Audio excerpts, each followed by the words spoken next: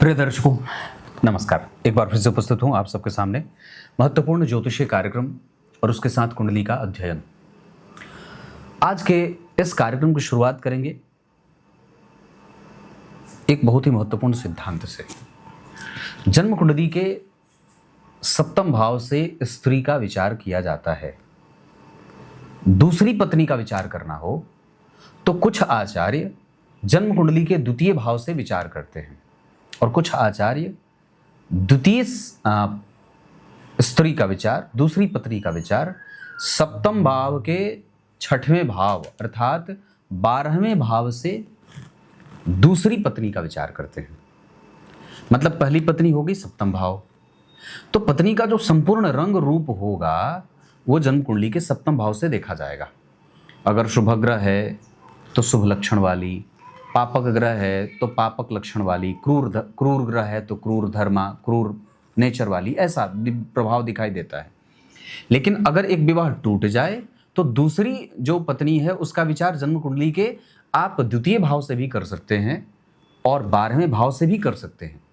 प्रमुखतया मैंने इस विषय पे जो कार्यक्रम बनाया है उसमें द्वितीय भाव से सप्तम भाव के 8वें भाव से, अर्थात सप्तम भाव का 8वां भाव होगा जन्म कुंडली का दूसरा भाव, वहां से दूसरी पत्नी का विचार किया जाता है। जबकि कुछ आचार्यवर सप्तम भाव के 6वें भाव से, तो 7वें भाव का 6वां भाव क्या होगा जन्म कुंडली का 12वां भाव, वहां से भी द्वितीय पत्नी का विचार करते हैं।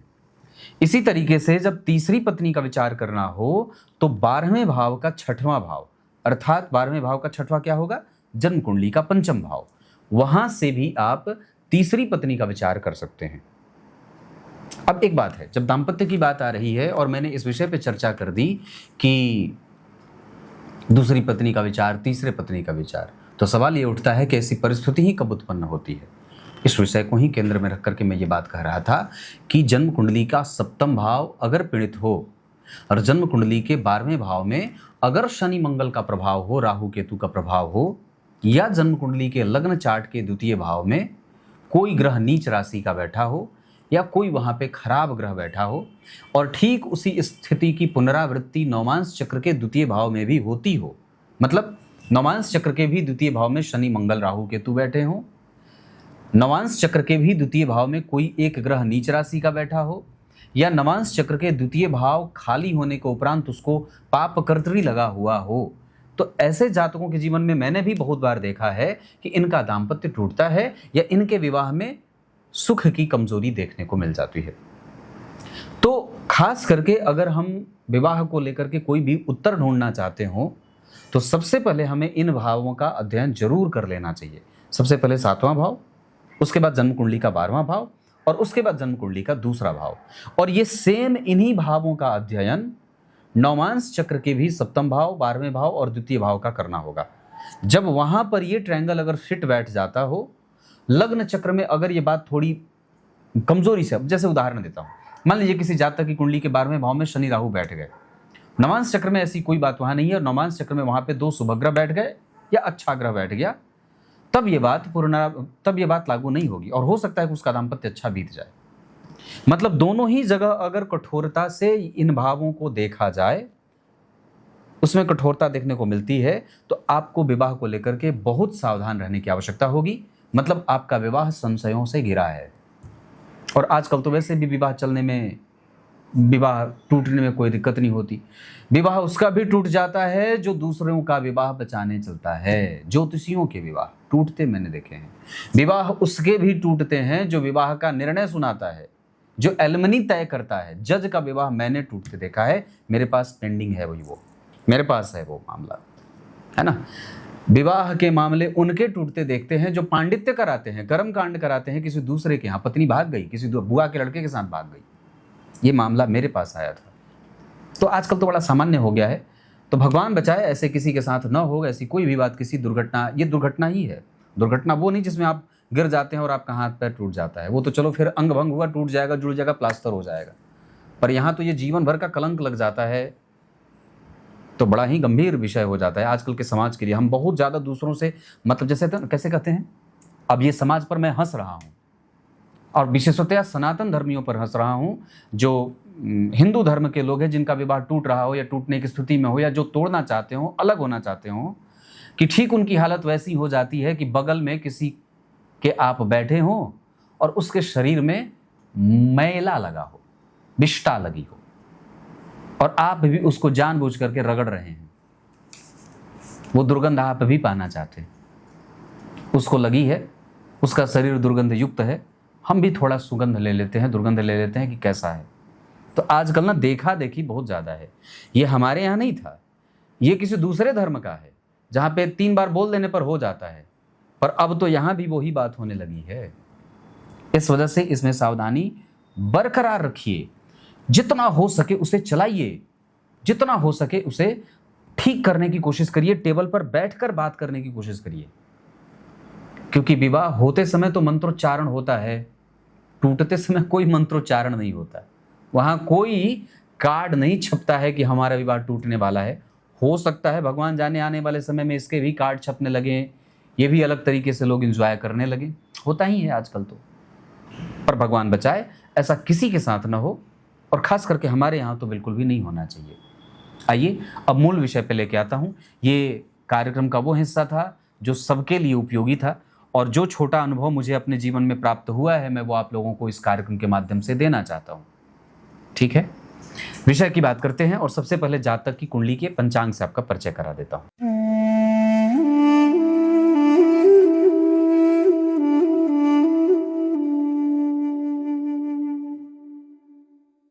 जन्म हुआ जातक का कार्तिक माह में, मतलब अक्टूबर का महीना।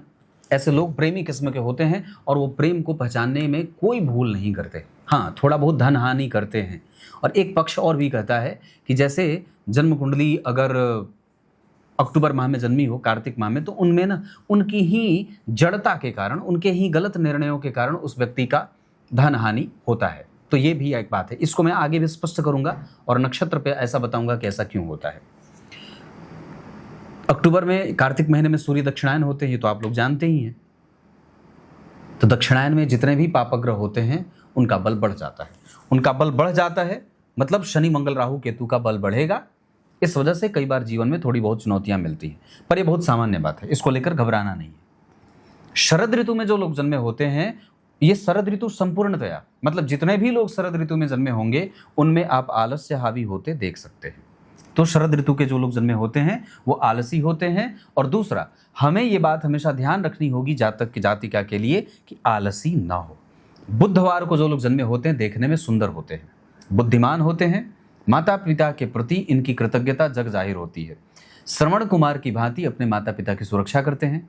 समाज में किसी को भी गलत और निंदनीय कृत्य देखते हैं तो उसके साथ नहीं जाते, बल्कि वो हट जाते हैं। वक्त पड़ने पर वो किसी के भी सहयोगी नहीं होते अगर कोई भी गलत कर रहा होता है तो, मतलब ये शुद्धता के समर्थक होते हैं। कृष्ण पक्ष की 10वीं तिथि के चंद्रमा जन्म हुआ है दिन में 12:18 पे। यहाँ पे कृष्ण पक्ष का दोष समाप्त हो जाएगा। क्यों होगा समाप्त? क्योंकि कृष्ण पक्ष के एकदम पीक पॉइंट पे सूर्य हैं 12:18। इसका अर्थ होगा कि जन्म कुंडली में कृष्ण पक्ष का जन्म होना और ऊपर से दिन का जन्म होना जातक को भाग्यशाली और धार्मिक बनाने के साथ साथ महत्वाकांक्षी भी बनाएगा। और यहाँ के कृष्ण पक्ष के 10वीं तिथि के चंद्रमा का दोष लगभग समाप्त सा हो जाएगा। निश्चित रूप से कृष्ण पक्ष के 10वीं तिथि के चंद्रमा हैं तो पापक होंगे, जहाँ व्यक्ति को कई बार अनियमित बनाएंगे, थोड़ा एक जैसा मन नहीं रहेगा, धन एक जैसा नहीं आएगा, थोड़ा धन रुकता है, ये बेसिक लक्षण होते हैं। पर फिर भी जो बहुत बड़ा दोष होना चाहिए था उसे चंद्रमा के कारण, वो खाली दिन के जन्म होने के कारण समाप्त हो जाएगा। आगे बढ़ के बात करते हैं आश्लेषा नक्षत्र का पहला चरण। आश्लेषा नक्षत्र के जो देवता होते हैं वो सर्प हैं, तो ओम सर्पेभ्यो नमः इस मंत्र का जप करना चाहिए। नाग पंचमी का व्रत जरूर करना चाहिए और तांबे का नाग शिव जी के मंदिर में अर्पित करना चाहिए। जीवन में 2-3 बार हो जाए तो बढ़िया रहेगा। उसके बाद नाग पंचमी को विशेषतया मिट्टी या गाय के गोबर के नाग की आकृति बनाकर उसकी पूजा करनी चाहिए। सफ़ेद फूल की माला उन्हें अर्पित करनी चाहिए, भोग राग वगैरह लगाना चाहिए, धूप दीप दिखाना चाहिए नाग पंचमी के दिन। ऊपर से क्या कहा? ओम सर्पेभ्यो नमः इस मंत्र का जप करना चाहिए। कुआं वगैरह खुदवा देना चाहिए जातक जातिका के नाम पे। फिर क्या कहा? ऐसे लोग जो आश्लेषा नक्षत्र में जन्मे होते हैं उनमें एक विशेष कमजोरी होती है, वो प्रायः अपने धन की हानि करते रहते हैं। किसी दूसरे के धन की हानि नहीं करेंगे, अपने धन की हानि करेंगे। अब इसको कैसे समझ सकते हैं? जहां उनको नहीं देना है कई बार वो वहां भी धन देंगे, और जहां उनको कई बार धन बचाने की कोशिश करनी चाहिए वहां वो बचाएंगे नहीं, मतलब नष्ट कर जाते हैं। तो हमें यहाँ पे हमेशा ही ध्यान रखना होगा कि हमारा व्यय कितना संतुलित है, हम कहाँ खर्च कर रहे हैं, कहाँ हमें बहुत ज़्यादा एक्स्ट्रा सावधान रहने की आवश्यकता है। हमारे मित्र, हमारे रिश्तेदार, हमारे बड़े छोटे भाई बहन हमारा लाभ तो नहीं उठा रहे हैं। हम धनवान हो गए, हमें बहुत अच्छी नौकरी मिल गई, हम बहुत संपत्ति के मालिक हो गए, लेकिन हम किसी के हंसी के पात्र तो नहीं बन रहे, या हमारे पीठ पीछे लोग हमारा ही धन खा करके हमारी ही बुराई या अप्रशंसा तो नहीं कर रहे।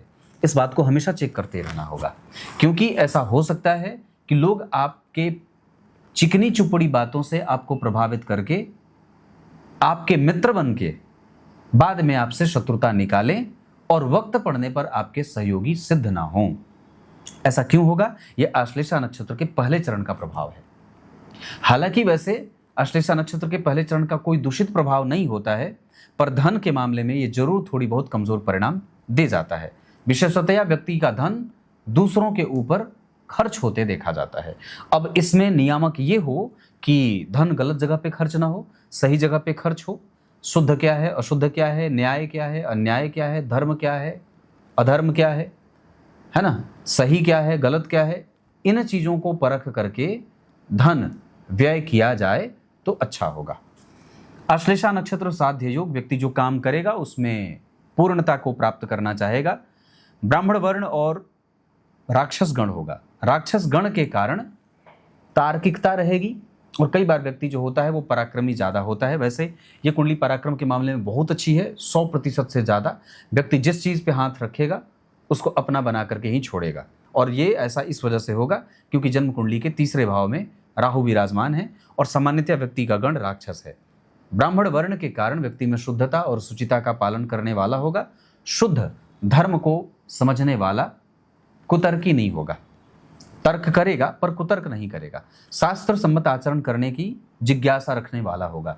बड़ों का आदर, जियो और जीने दो के सिद्धांत पे काम करने वाला। एग्रेशन राक्षस गण के कारण, और कई बार हावी होने का एक प्रभाव होता है। व्यक्ति किसी पे भी मोटिवेट कर जो होता है ना, इम्पल्सिव होता है नेचर का, कि किसी के ऊपर कैसे अपना आरोपित करना है, अपने आप को कैसे उसके ऊपर दबाव बनाना है। इस मामले में राक्षस गण वाले आगे होते हैं। इसमें भी कई बार उनके अंदर क्रोध की अधिकता भी देखी जाती है, जिद भी देखा जाता है। और ब्राह्मण वर्ण के कारण दया, क्षमाशीलता, धर्म, कर्मकांड, ज्योतिष, पुरोधा, पुराणों का अध्ययन, है ना, व्यवहारिक ज्ञान, ये सब ब्राह्मण वर्ण के कारण आ जाता है। तो पंचांग में क्या अच्छा मिला? बुधवार अच्छा मिला। वार के अधिपति बुध मंगल के साथ बैठे हैं। इस कुंडली के लिए बुध अच्छे होते हैं, सप्तमेश होते हैं, योग कारक होते हैं। धनु लग्न की कुंडली है, ये बहुत अच्छी और दार्शनिक कुंडली हो जाती है। लग्न पे लग्नेश की दृष्टि है, वक्री नहीं है, और भी अच्छी बात हो जाती है। उसके बाद शुक्र लाभेश होकर केंद्र में बैठे हैं, नवम भाव के स्वामी होकर दशम स्थान में सूर्य आ गए, अति उत्तम बात हो जाती है। उसके बाद शुक्र की राशि में बुध बैठ गए, बुध की राशि में शुक्र बैठ गए, जो परस्पर परिवर्तन के कारण शुक्र का नीच भंग स्वतः हो जाएगा। उसके बाद विचार करें तो जन्म कुंडली का अष्टम भाव बलवान है, क्योंकि चंद्रमा बैठे हैं, उनको वहां कोई दोष नहीं लगता है। और वो ऐसे ग्रह हैं जो एकनिष्ठ हैं, जो सिर्फ एक भाव को देख रहे हैं, और वो किसी भी तरीके से व्यक्ति के नुकसान में कमजोर नहीं बन रहे या व्यक्ति के नुकसान के कारक नहीं बन रहे। वो अष्टम भाव में बैठे हैं तो थोड़ा बहुत मन परेशान रहेगा, और व्यक्ति के इम्यून में कभी कभी गड़बड़ी देखने को मिल सकती है, ऐसा हो सकता है। बाकी तो वैसे तुला के मंगल अच्छे नहीं होते, इसी वजह से मैंने कहा था कि व्यक्ति को कई बार धन हानि होती है। हालांकि पंचमेश होकर के पंचम को देख रहे हैं, पंचम भाव पर केतु का भी प्रभाव है, तो इस वजह से शिक्षा वगैरह का प्रभाव अच्छा हो जाता है। पंचम भाव के अधिपति जो मंगल हैं वो एकादशवें में बुध के साथ बैठे हैं, तो व्यक्ति को खेल के क्षेत्र में भी कई बार या क्रिएटिविटी के क्षेत्र में भी सफल होते देखा जाता है। व्यक्ति कुछ ऐसा काम कर देता है जिससे सरकार से उसको पुरस्कार भी मिलते देखा जाता है, या कई बार उसको बहुत सारे सम्मान से सम्मानित भी होते देखा जाता है। उसकी डिग्री उसके पास भले ना हो, पर उसका जो पक्ष होता है वो इतना बलवान होता है कि सरकार उसको खुद घर पे आकर के नौकरी ऑफर कर देती है। ऐसा क्यों होगा? जन्म कुंडली के पंचमेश मंगल के साथ बुध के होने के कारण, कुल मिलाकर के। उसके बाद अगर आप बात करें तो इतनी सारी बातें हो गई जो मैंने पंचांग पे चर्चा की है। अब मैं कुंडली के डिग्री से, मतलब जो ग्रह बैठे हैं उनकी डिग्री से आपका परिचय करा देता हूं, जो बहुत ही महत्वपूर्ण होता है। सीधे तरीके से बात करते हैं तो लग्न का मान 22 अंश का बना है। विचार करिए तो 22 अंश धनु राशि लग्न में बनी, पूर्वाषाढ़ा का नक्षत्र बना। पूर्वाषाढ़ा नक्षत्र का तीसरा चरण, अब पूर्वाषाढ़ा नक्षत्र शुक्र का होता है। ये कुंडली कितनी विलक्षण हो जाएगी इस मामले में कि नक्षत्र के स्वामी शुक्र हुए और नक्षत्र के चरण के स्वामी भी शुक्र हुए, दोनों ही शुक्र हो गए। और धनु लग्न की कुंडली के लिए शुक्रदेव एकादशवें भाव के स्वामी होकर जन्म कुंडली के दशम स्थान में बैठे हैं। नवमांश चक्र में आकर के वो उच्च के हो जा रहे हैं, मतलब कि कुंडली को विशेष कृपा दृष्टि मिल गई। और शुक्र के बारे में मैंने क्या बात कही, धन धान्य देते हैं, जीवन का आरंभ अच्छा होता है, बचपन बहुत अच्छा बीतता है, व्यक्ति पराक्रमी भी होता है, यथेष्ट पराक्रम करता है, विद्या अध्ययन बहुत अच्छा होता है, उसका एक्सपीरियंस बहुत अच्छा होता है, वो सभी प्रकार के धन और वैभव से भरा रहने वाला, कलाओं को जानने वाला, चतुर, बेहतरीन मानसिकता का, धार्मिक, जीवन में बहुत सारी चीजें प्राप्त कर लेने वाला, विजय श्री को प्राप्त करने वाला होता है। तो यहाँ पे ये बात आ गई। उसके बाद लग्न का मान 22 अंश का है, जो व्यक्ति को कभी कभी गलती करने पर ऐसा जल्दबाजी कर दे कि हाँ व्यक्ति, चूंकि ये धनु लग्न है तो अग्नि तत्व का लग्न होता है, द्विस्वाभाविक लग्न है, ये आकाश का प्रभाव होता है, गुरु इसके स्वामी होते हैं, गुरु की मूल त्रिकोण राशि है। थोड़ा बहुत व्यक्ति में अधैर्यशीलता भी देखी जाती है ना, अव्यवहारिकता भी होती है, धनु लग्न वालों में अव्यवहारिक होते हैं। पर यह बात है कि व्यक्ति अध्ययनशील होता है, अध्ययन करने में माहिर होता है, वो अध्ययन करना चाहता है, वो पढ़ने में उसका मन खूब लगता है, रिसर्च करता है, किसी भी विषय को अंतिम स्थिति तक जानना चाहता है, आरंभ से लेकर अंत तक सब कुछ जानना चाहता है। तो ये सारी बातें आपको धनु लग्न में मिल जाती हैं। उसके बाद इसमें क्या मिलता है, तो इसमें देवगुरु बृहस्पति लग्नेश मिल जाते हैं, राशि के स्वामी, जन्म कुंडली में चंद्रमा स्वग्रही हो गए। और विचार करिए तो पंचम भाव के स्वामी होकर मंगल मिल जाते हैं, गुरु मिल जाते हैं, दशमेश होकर नवम में बैठे हों, नवमेश होकर दशम में बैठे हों, लाभेश दशम में बैठकर चतुर्थ को देख लिए तो माता पिता के भी धन लाभ की स्थिति बढ़ा देते हैं। लग्नेश लग्न को देख लिया, लग्न पर गुरु की दृष्टि है तो शनि भी देख रहे हैं।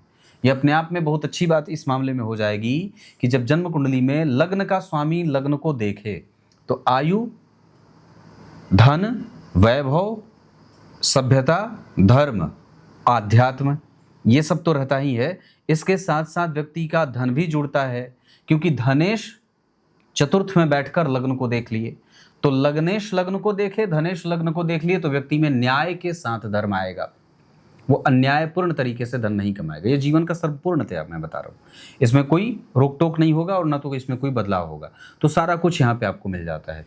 कानून की पढ़ाई, कंप्यूटर हो जाए, उसके बाद शुक्र सूर्य के कारण गैजेटेड ऑफिसर बनने का हो जाए, मंगल बुध के कारण, खेल के कारण व्यक्ति सफल होता है, खेल के क्षेत्र में सफल होता है, बाद में उसको सरकार ही उसको खेल के क्षेत्र के में सफल होने के कारण, अच्छे प्रतिनिधित्व के कारण उसको सरकारी नौकरी दे देती है। ये सब बातें भी होती हैं। डिग्री की बात करें तो सूर्य 27 अंश पे बैठे हैं, इस कुंडली में नवम भाव के स्वामी होकर दशम में एनर्जेटिक प्लैनेट हैं और दशम स्थान में दिग्बली बैठे हैं। कोई घबराहट वाली बात नहीं है, उनकी दृष्टि कमजोर होगी, मतलब वो किसी भी तरीके से घर में कलह नहीं मचाएंगे, इस वजह से क्योंकि पहले ही शनि यहाँ बैठे हैं और सूर्य की दृष्टि अगर पड़ जाएगी या शनि जो है वो दृष्टि में अगर देख लेंगे सूर्य शनि को, तो बहुत ही संजीदगी से इस कुंडली का काम बढ़िया बना है कि शनि की दृष्टि होगी नहीं क्योंकि 2 अंश पे बैठे हैं, सूर्य की दृष्टि होगी नहीं क्योंकि 27 अंश पे बैठे हैं। तो दोनों ही एक दूसरे को नहीं देख रहे, दोनों एक दूसरे को देख रहे होते तो कुंडली में कलह वातावरण बन जाता, विवाह में कमजोरी होती, माता पिता में मतभेद होता है ना, कई तरीके से पिता के व्यापार के ऊपर या कारोबार या नौकरी के ऊपर ये मतभेद दे देता या कई बार संकटों का सामना करना पड़ता, पर यहाँ पे नहीं होगा। मतलब सूर्य दशम स्थान का ही संपूर्ण फल जातक को देंगे। उसके बाद क्या बात कही, तो चंद्रमा बैठे हैं जन्म कुंडली में 16 अंश पे, वो द्वितीय भाव को देखेंगे तो स्वभाव और व्यवहार को मधुर बनाएंगे, वाणी में स्थिरता और गंभीरता रहेगी, स्वास्थ्य थोड़ा बहुत कमजोर हो सकता है। मंगल जन्म कुंडली में 21 अंश पे बैठे हैं, उनकी दृष्टि जन्म कुंडली के द्वितीय भाव पे जाएगी। उच्च की दृष्टि से देखेंगे मंगल की उच्च दृष्टि, तो धनवान, धन का लाभ होना। अपने उच्च की राशि से केंद्र में बैठे हैं तो व्यापार से भी धन दे दें, कई जगह से व्यक्ति को धनवान बना देते हैं। पंचमेश होकर पंचम भाव में केंद्र में गुरु बैठे हैं तो पंचम भाव के स्वामी मंगल के ऊपर गुरु की दृष्टि, मंगल बुध के साथ गुरु मंगल, गुरु शनि, ये सब व्यक्ति को आधुनिक शिक्षा का महारत बना देते हैं, हासिल करा देते हैं। गुरु मंगल का शिक्षकीय योग बनेगा, गुरु शनि का न्याय योग बनेगा, गुरु बुध का शिक्षकीय योग बनेगा, लग्न से केंद्र में गुरु बैठे हैं, ये सारी बातें जन्म कुंडली को बलवान बनाएंगी। उसके बाद अगर मंगल की बात करते हैं तो मंगल की 7वीं दृष्टि शिक्षा की पूर्ति करे, 8वीं दृष्टि शत्रुहंता योग बनाए। इसका दूसरा कारण ये होगा कि मंगल की 7वीं दृष्टि, उसके बाद 8वीं दृष्टि यहाँ पड़ी और अष्टम 6वें भाव पर शनि की भी दृष्टि पड़ गई। तो जन्म कुंडली के 6वें भाव पर शनि और मंगल बैठे नहीं हैं, देख रहे हैं। इस वजह से वो संतान के लिए भी अच्छे होंगे, संतान से व्यक्ति को धन प्राप्त होगा। शत्रुओं पर भी व्यक्ति विजय श्री को प्राप्त करता है, शत्रुओं पर भी व्यक्ति विजय प्राप्त करता है, वो कभी उसके शत्रुओं से उसको डरने की कोई आवश्यकता नहीं होती। इसका अर्थ होगा कि जीवन में जो भी विषम परिस्थिति का निर्माण होगा, व्यक्ति अपने सूझबूझ और अपने समझ के कारण उसमें सफलता अर्जित करेगा। मंगल और शनि इसमें सहायता करेंगे, अपनी दशा काल में ये ग्रह आगे बढ़ाएंगे। उसके बाद बुध की बात करते हैं तो बुध 18 अंश पे संपूर्णतया व्यक्ति की क्रिएटिविटी और कृतज्ञता को देने वाले हैं, क्योंकि गुरु की दृष्टि पहले ही लग्न पे है, जो व्यक्ति को धार्मिक और दूसरों के लिए हमेशा ही मददगार, जो लोग हैं जो इसको मदद की आवश्यकता है उसके लिए मदद करने वाला। पंचम भाव पे बुध का प्रभाव और गुरु का प्रभाव जन्म कुंडली में बुध पे, इस वजह से व्यक्ति कृतज्ञ होगा, धार्मिक होगा, यशस्वी होगा। इतना ही नहीं, ग्रास्प कैपेसिटी भी अच्छी हो जाती है। शिक्षा में कोई व्यवधान यहाँ बुध के कारण नहीं आएगा, मतलब बुध अपनी दशा काल में व्यक्ति को शिक्षा का लाभ देंगे, है ना, यश मान पद प्रतिष्ठा देंगे, व्यापार का लाभ देंगे, ये सारी बातें बुध देंगे। और उनकी दृष्टि पंचम भाव पे पड़ेगी क्योंकि वो 18 अंश पे है। शुक्र 7 अंश पे हैं, इनकी भी दृष्टि का प्रभाव जातक को सुखी बनाएगा, क्योंकि 6 अंश से ऊपर हैं तो 7 अंश के शुक्र पंचम भाव पे देखेंगे। नीच राशि में बैठे हैं, जिनका नीच भंग वो स्वतः मीन राशि में जाकर के, उच्च की राशि में जाकर के कर रहे हैं। द्विस्वाभाविक राशि में बैठे हैं, और भी अच्छी बात है जहां मंगल बैठे, शुक्र बैठे हैं, इसका स्वामी जो गुरु है वो जन्म कुंडली में नवम भाव में, तो पत्नी को भी नौकरी करने वाला, कामकाजी महिला वाला, कामकाजी जातिका से विवाह होता है, ये यहाँ पे गुरु का प्रभाव आ जाएगा। गुरु वर्ग उत्तम भी होंगे क्योंकि यहाँ भी मिथुन राशि में है, यहाँ भी मिथुन राशि में है। तो क्या कहा, व्योमस्त पाताल विलग्न भानाम वदंती नामानि मुनिंद्रजाला तत्कंटकम केंद्र चतुष्टयम च वर्गोत्तमो तत्स्वनवान सकास्तु। ग्रह वर्गोत्तम हो गया तो बली हो गया, तो यहाँ पे लग्नेश ही वर्गोत्तम हो गए। और बहुत अच्छी बात है कि भाग्य भाव में जाकर के बैठे हैं, कहीं ऐसे वैसे किसी भाव में नहीं बैठे हैं, है ना, तो ये अपने आप में बहुत अच्छी बात है। दशमांसा चक्र में भी अपनी राशि को जा रहे हैं, मतलब लग्नेश हर जगह से अगर बलवान हो रहा हो तो कुंडली को अतिरिक्त सफलता स्वतः मिलती जाती है, उसका भाग्य उसे सुखदायी बना देता है। उसके बाद अगर शुक्र की, गुरु की बात कर रहा था मैं, बुध के बाद शुक्र की बात कर रहा था। शुक्र भी ठीक है, गुरु 29 अंश पे बैठे हैं, आत्मकारक होंगे, लग्नेश ही आत्मकारक है। अब डिग्री का बल कम होने से या डिग्री का बल कमजोर हो जाने से 29 अंश का दृष्टि का बल कम होगा, लेकिन हाँ, ग्रह आत्मकारक होते हुए परिणाम तो देता रहेगा। इस हिसाब से गुरु के पास जो एक बल कमजोर हुआ दृष्टि का, तो दूसरा वापस उनको ये बल मिल गया कि वो ग्रह आत्मकारक है, कुंडली का लग्नेश ही आत्मकारक हो गया। मुझसे किसी ने मेन चैनल पे ये कार्यक्रम में सवाल पूछा था कि ग्रह अगर डिग्री में बहुत ऊंचा बढ़ गया तो वो आत्मकारक हो गया, लेकिन आत्मकारक होने के बावजूद उसकी डिग्री कम हो गई। डिग्री कम हो गई जरूर, पर निश्चित रूप से वो ग्रह अपनी डिग्री को भले क्षण कर रहा हो, कमजोर कर रहा हो, पर आत्मकारक होने के कारण वो संपूर्णतया बहुत सारे बलों से युक्त हो जाता है। क्योंकि आत्मकारक ग्रह के आगे आत्मकारक ग्रह स्वतः राजा होता है, तो एक तो लग्नेश हो गया जो कुंडली का राजा हो गया, ऊपर से वही आत्मकारक भी हो गया, तो यहां से भी डबल राजा हो गया। और तीसरा ये बलवान हो गया कि वो वर्गोत्तम हो गया, तो दृष्टि का बल मिला न मिला, इतने सारे बल तो उसको स्वतः 50% से ज्यादा 75 और 75 से बढ़ा करके 100 करा दिए, है ना। तो ये हिसाब से कुंडली का बलवान होना बहुत मजबूत हो गया, और बलवान होने का पक्ष मजबूत हो गया क्योंकि गुरु ही वर्गोत्तम हो गए, और गुरु ही आत्मकारक हो गए, गुरु ही योग कारक हुए, गुरु ही आत्मकारक हुए, और गुरु ही सर्वोत्तम हो गए, है ना। तो धन मान पद प्रतिष्ठा संतान सुख दाम्पत्य जितना भी होता है वो सब जातक के पक्ष में उसके झोले में गिरते नजर आते हैं। शुक्रदेव के बारे में मैंने बात कही थी कि वो दृष्टि डालेंगे चतुर्थ स्थान पे, उनकी दृष्टि व्यक्ति को सुखी बनाएगी, धार्मिक बनाएगी, वीर बनाएगी, पद वाला बनाएगी, गजेटेड ऑफिसर बनाएगी। मैंने जैसे बात कही थी ये सारा सुख शुक्रदेव देने वाले हो जाएंगे। यश मान पद प्रतिष्ठा शुक्र दशम स्थान में बैठकर देते हैं।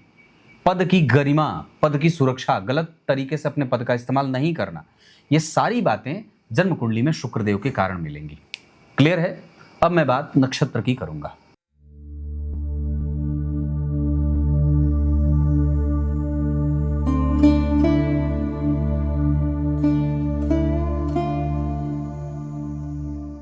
अब जरा ध्यान से देखिए, तो सूर्य जो बैठे हैं वो चित्रा नक्षत्र में बैठे हैं और दूसरे सर्वाधिक ऐसे ग्रह हो रहे हैं जो सबसे ज्यादा डिग्री में है, मतलब नवम भाव का स्वामी ही अमात्य कारक हुआ।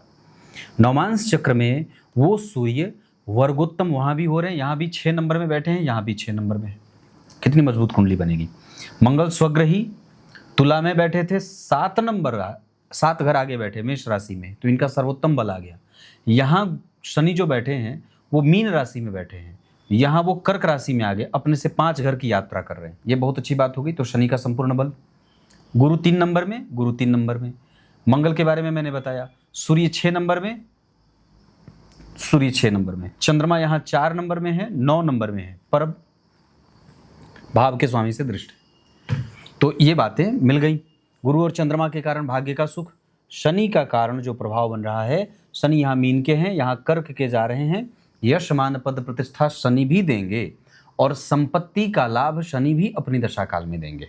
सूर्य जन्म कुंडली में एनर्जी देंगे, साहस बल पराक्रम और अंतर स्पष्ट करेंगे, क्या सही है क्या गलत है, धर्म अधर्म न्याय अन्याय, ये अपनी दशा काल में। चंद्रमा जन्म कुंडली में आश्लेषा में कंफ्यूज करेंगे और कई बार जहां क्रोध करना है वहां नहीं, जहां नहीं करना है वहां क्रोध करेगा। तो ऐसी बातें हैं। कई बार इम्यून कमजोर होता है, पाचन तंत्र गड़बड़ होता है ना, मन एक जैसा नहीं रहता है ना, ये ऐसी चीजें होती हैं। मंगल व्यक्ति को कैपेसिटी वाला बनाएंगे, वो किसी भी विषम परिस्थिति से डरेगा नहीं और सदैव साहस बनाए रखता है। बुध जन्म कुंडली में व्यक्ति को दिमागी बनाएंगे, बहुत सारा तर्क, बहुत सारा अध्ययन और झट से किसी विषय को समझ लेना, है ना, सामने वाले की बात को बहुत तुरंत समझ जाना, उसके दिमाग में क्या चल रहा है ये समझने की शक्ति बुधदेव स्वाति नक्षत्र में देंगे। देव गुरु पुनर्वसु नक्षत्र में अपने नक्षत्र में बैठ करके धर्म, आध्यात्म, चिंतन, सांसारिक सुख, दाम्पत्य का सुख, ये सारा व्यापार का, नौकरी का, सब कुछ जो होगा वो देवगुरु के कारण मिलेगा। शुक्रदेव बैठे हैं उत्तरा फाल्गुनी में और सूर्य वहीं बैठे हैं, इस वजह से वो कभी कभी शुक्रदेव कंफ्यूज होंगे। बहुत अच्छी बात है कि शुक्र अस्त नहीं है, मतलब बड़ी ही संजीदगी से यहाँ पे काम परमात्मा ने किया कि शुक्र को अस्त नहीं होने दिया। अगर शुक्र अस्त होते तो कुंडली कमजोरी की तरफ बढ़ जाती। शनिदेव जन्म कुंडली में पूर्वा भाद्रपद में बैठे हैं और गुरु बलवान होकर के अपने नक्षत्र में। इस हिसाब से शनिदेव व्यक्ति के जीवन में धर्म अधर्म का ज्ञान कराएंगे। कभी कभी निद्रा अनिद्रा की समस्या दे सकते हैं, पर सामान्यतया वो वक्री हैं, इस कारण से व्यक्ति में कई बार कठोर निर्णय, जल्दबाजीपन की प्रवृत्ति के कारण, या कई बार जल्दबाजीपन की प्रवृत्ति गुरु के कारण हो, मंगल के कारण हो, चंद्रमा के कारण हो, अश्लेषा के कारण, और शनि उसमें विलंब कर दे, तो ऐसी बातें शनि के कारण आएंगी।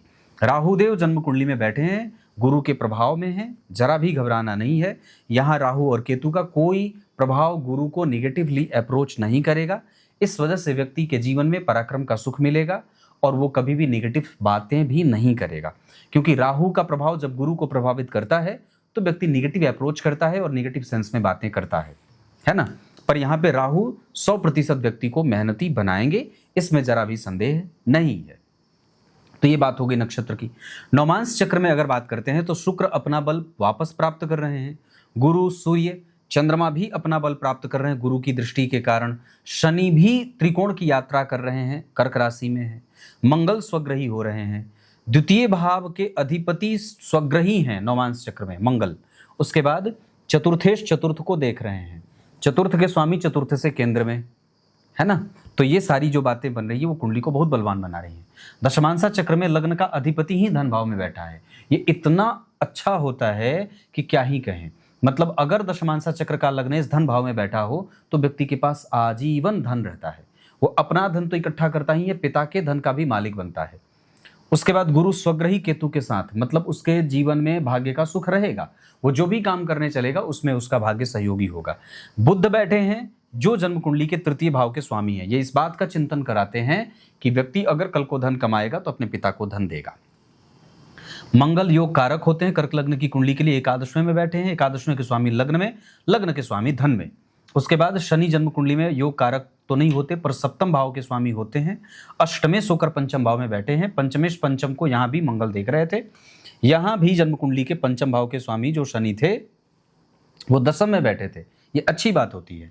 यहां भी पंचम के स्वामी पंचम को देख रहे थे, यहां भी पंचम के स्वामी पंचम को देख रहे हैं। इस वजह से व्यक्ति का यश, उसकी प्रतिष्ठा, उसकी क्रिएटिविटी, उसका जो प्रेम है वो जग जाहिर होगा और निश्चित रूप से वो सफल होगा। इसमें कोई दो राय नहीं है। 3 अंक इस कुंडली के लिए सर्वोत्तम होगा। राशियां मेष और सिंह की अच्छी रहेंगी। शत्रुगत राशियां कुंभ, मिथुन और तुला की होंगी। नौकरी करने के लिए या धन कमाने के लिए आपकी कुंडली जा सकती है उत्तर दिशा की तरफ। विवाह कन्या राशि कन्या लग्न, कर्क राशि कर्क लग्न, आश्लेषा नक्षत्र बचाना होगा। उसके बाद तुला राशि तुला लग्न के जातिकाओं से विवाह हो। विवाह की दिशा पूरब और उत्तर हो, ज़्यादा बढ़िया है। भवन जिसमें आप निवास कर सकते हैं वो रहेगा मीन, मेष, वृष, मिथुन, कर्क। पूरब दिशा का मकान बहुत अच्छा रहेगा। इतनी सारी बातें। इस कुंडली में बुध की दशा अभी चल रही है, जिसे मैं बहुत अच्छा कह रहा हूँ। बुध जन्म कुंडली में नौमांस में नीचाभिलाषी या नीच के हैं, लेकिन फिर भी वो शुक्र के साथ बैठ करके अपना प्रभाव कमजोर नहीं कर रहे हैं। पर बुध की दशा में निश्चित रूप से व्यक्ति अगर पढ़ाई के दौरान हो और बुध या गुरु की दशा चल जाए तो अच्छा माना जाता है। वो भी बुध जो है वो गुरु से प्रभावित है, तो बुध की दशा में व्यक्ति का ध्यान खेल की तरफ रहेगा, क्रिएटिविटी की तरफ रहेगा। आर्ट का क्षेत्र, कला कौशल, ये सब क्षेत्र, बैंकिंग और फाइनेंस को समझने वाला। कई जगह से धन कमाने का मार्ग बुध तय कर रहे हैं, कई जगह से धन कमाने का मार्ग मंगल भी तय कर रहे हैं। तो ये सारी बातें कुंडली में दिखाई दे रही हैं। उसके बाद अगर बात करते हैं तो इस दशा काल में शुक्र जो होंगे वो मारक होंगे। तो शुक्र की दशा में बुध में शुक्र का अंतर, यानी कि 2028 के दिसंबर से 2031 के अक्टूबर तक की जो दशा रहेगी वो सामान्यतया मारक की दशा चलेगी। और इस कुंडली में वैसे शनि भी मारक होते हैं, पर वो प्रधान मारक हैं, पर बनेंगे नहीं क्योंकि चतुर्थ स्थान में बैठे हैं। इस कुंडली में सप्तम भाव में होने के कारण गुरु और राहु से दृष्टि प्राप्त करने के कारण गुरु कभी कभी इस कुंडली में बाधकेश या बाधा कारक ग्रह बनेंगे, क्योंकि धनु, मीन, मिथुन और कन्या लग्न की जो कुंडलियां होती हैं उसमें सप्तम भाव बाधक भाव होता है। वहां पे अगर गुरु बैठ जाएंगे या कोई भी ग्रह बैठ जाएगा तो अपनी दशा काल में वो जातक को बाधाओं के साथ परिणाम देगा। जैसे मेरी खुद की जो कुंडली है वो धनु लग्न की है और मेरी हुई कुंडली में सप्तम भाव में ही गुरु बैठे हैं मिथुन राशि में। इस अवस्था में मुझे भी जो गुरु की दशा चलेगी वो थोड़ी बहुत मेरे कारोबार में या मेरे स्वास्थ्य में, मेरी दिनचर्या में थोड़ी बाधा देगी, पर बहुत नेचुरल सा सामान्य बात होगा। चंद्रमा से गुरु का 12वें भाव में जाना व्यक्ति को जिद्दी बनाता है, या कई बार ये कह सकते हैं कि वो व्यक्ति सूझबूझ से निर्णय कई बार उस दशा काल में नहीं लेता है। जबकि चंद्रमा से केतु धर्म में रुचि देते हैं और कई बार पैतृक संपत्ति की वृद्धि करेंगे। चंद्रमा से शुक्र का 11वें भाव में जाना या तीसरे भाव में जाना लाभ का संकेत देता है। तीसरे भाव में चंद्रमा से सूर्य जो गए हैं ये भी व्यक्ति के निर्णय लेने की क्षमता को और पराक्रम को मजबूत बनाते हैं। साथ ही साथ व्यक्ति के संबंध सभी लोगों के साथ अच्छे रहते हैं, भाई बहन कुटुंब आदि के साथ। भाई का सुख भी मिलता है। चंद्रमा से चौथे घर के जो बुध बने हैं वो व्यक्ति के निर्णय लेने की क्षमता को कमजोर करते हैं। मतलब कई बार व्यक्ति सफोकेट होगा, डिसीजन मेकिंग कैपेसिटी कमजोर होगी, लेकिन चंद्रमा से चौथे घर के जो मंगल होंगे व्यक्ति को सुखी बनाएंगे, धार्मिक बनाएंगे, यथार्थवादी बनाएंगे, प्रैक्टिकल बिहेवियर रखने वाला बनाएंगे। जबकि चंद्रमा से 8वें घर के राहु कंफ्यूज रहने वाला, अपनी दशा काल में चंद्रमा में राहु हो या बुध में चंद्रमा हो, उसमें राहु का प्रत्यंतर आएगा तो कई बार व्यक्ति को स्वास्थ्य में गड़बड़ी होगी। उसी बुध में जब मंगल आ जाएं, उसी मंगल में राहु आ जाएं तो गड़बड़ी होगी। तो ये सब दशाओं में हमें स्वास्थ्य में ध्यान रखना होगा। जैसे बुध में चंद्रमा आएंगे 2032 के अगस्त में और बुध के मंगल आएंगे 2034 के जनवरी से 35 के जनवरी तक। तो इसमें जब कभी भी राहु का प्रत्यंतर होगा तो व्यक्ति को परेशान होगा, परेशानी में देखा जाएगा। केतु की दशा में मानसिक चिंताएं बढ़ती हैं, उस समय हमें लाजवर धारण करना होगा, गणेश जी के संकटनाशक स्तोत्र का पाठ करना होगा, काल भैरव वगैरह का दर्शन थोड़ा कर लेना चाहिए बनारस आकर के। शुक्र तो सर्वोत्तम है। इस कुंडली में शुक्र की दशा जो चलेगी वो 2049 में रहेगी, हालांकि वो बहुत बाद का विषय होगा, पर फिर भी शुक्र की दशा व्यक्ति के जीवन में संपूर्ण सुख को देने वाली होगी। वो जो 20-19 साल की दशा रहेगी वो बहुत ही ज़्यादा अच्छी रहेगी। जबकि उसके बाद अगर सूर्य आएंगे तो भी बहुत अच्छा रहेगा। मतलब कुल मिलाकर के इस कुंडली में इस तरीके का परिणाम मिलेगा। स्वास्थ्य से संबंधित समस्या त्रिन सांसा चक्र के आधार पर कभी कभी शनि देंगे, स्वास्थ्य में परेशानी जिसमें तलवों में या सुपलियों में दर्द होता रहेगा। शुक्र की दशा में कई बार फेफड़ा कमजोर होता है, बीपी की समस्या होती है। जबकि गुरु, सूर्य, बुध, मंगल, राहु, केतु स्वास्थ्य से संबंधित समस्या के लिए लाभदायक होंगे। वहां पे कोई ऐसी परेशानी देखने को नहीं मिलेगी। विचार करके देखिए, इस कुंडली का भाग्य लाभ शुक्र देंगे, गुरु देंगे, शनि देंगे, यहां तक कि सूर्य और चंद्रमा के साथ मंगल और बुध भी भाग्य लाभ देंगे। होरा चक्र के आधार पर चंद्रमा और सूर्य को छोड़कर शनि, बुध, मंगल, शुक्र, राहु, केतु और गुरु, ये सारे के सारे ग्रह जातक को सुखी बनाने वाले हैं। ज्योतिष शास्त्र कहता है, अगर बहुत सारे या अधिकांश ग्रह चंद्रमा के होरा में जाते हों तो कुंडली का पक्ष बलवान और उस जातक का जीवन कभी भी दुख में, कष्ट में या विपत्तियों से घिरा हुआ नहीं रहता है। चोट चपेट की घटनाएं इस कुंडली में ऐसी तो नहीं दिखाई दे रही हैं, पर सामान्यतया जब कभी भी राहु और मंगल एक साथ एक्टिव होंगे अंतरदशा में या प्रत्यंतर में, उस समय चोट चपेट की घटना हो सकती है, यानी कि 2034 और 2035। कोई भी समस्या हो, इस कुंडली में शिव जी की पूजा से उस समस्या का हल निकलेगा। श्री सूक्त का पाठ जातक को नियमित रूप से करना चाहिए, जैसे बच्चा जो है वो बड़ा हो जाए। उसके बाद क्या लिखते हैं कि जन्म कुंडली में सूर्य और शनि एक दूसरे को नहीं देख रहे हैं तो बहुत भीषण समस्या जो है वो स्वतः समाप्त हो जा रही है अपने आप। कुल मिलाकर के अंक इस कुंडली के लिए मैंने 3 बताया। दिन इस कुंडली के लिए मंगलवार और गुरुवार गेरुआ, पीला और लाल रंग बहुत अच्छा रहेगा। इतना सारा क्षेत्र आपकी कुंडली के लिए बनता है।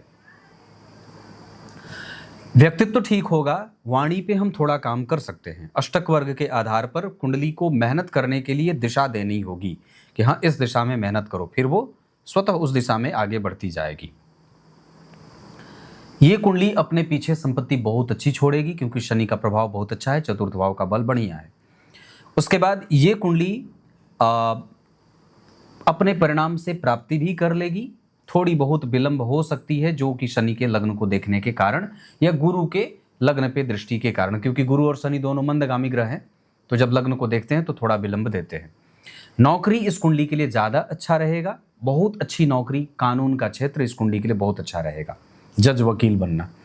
उसके बाद अगर मन करे तो आप व्यापार कर सकते हैं, पर वो दूसरे नंबर पे होगा। इस कुंडली का रिसर्च बहुत अच्छा है, हायर स्टडी इस कुंडली की बहुत अच्छी है, कंसंट्रेशन बहुत अच्छा है, लगातार काम करना और चिंतन इस कुंडली का बहुत अच्छा है। भाग्य और धर्म का संयोग इस कुंडली को सदैव मिलता रहेगा। ये कुंडली सामाजिक थोड़ी कम होगी या कंफ्यूज होकर के समाज में जाएगी, लोगों से मिलना जुलना इसे थोड़ा कम रहेगा और ये प्रायः चुप रहने वाली कुंडली होगी। इसके बाद अगर बात करते हैं तो ये कुंडली अपने समस्त इच्छाओं की पूर्ति के लिए स्वयं पर आत्म केंद्रित होकर के काम करने वाली होगी। इसका ध्यान भटकना बड़ा कम हो रहा है।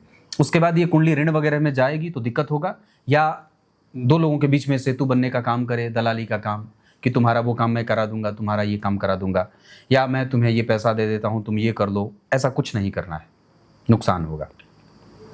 इतनी सारी बातें दिखाई दे रही हैं। जीवन पर्यंत इस कुंडली में अगर कोई रत्न बनेगा तो वो देवगुरु बृहस्पति का रत्न पुखराज बनेगा।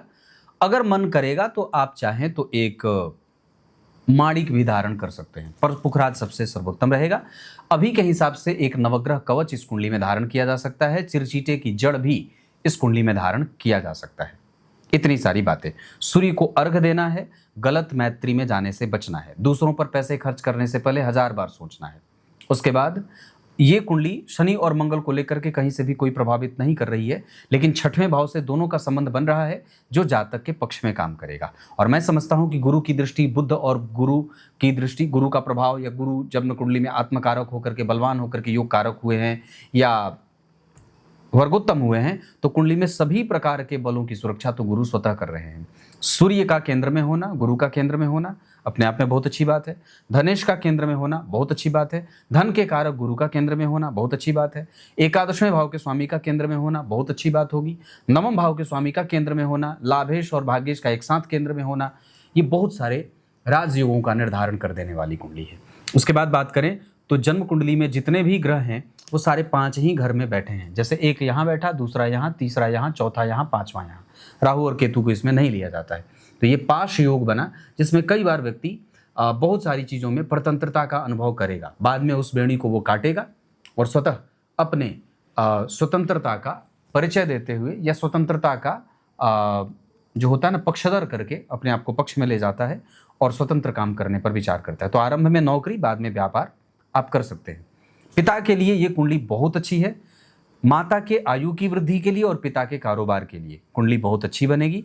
ये कुंडली निश्चित रूप से अपने माता और पिता के लिए सर्वोत्कृष्ट साबित होगी, इसमें कोई संशय वाली बात नहीं है।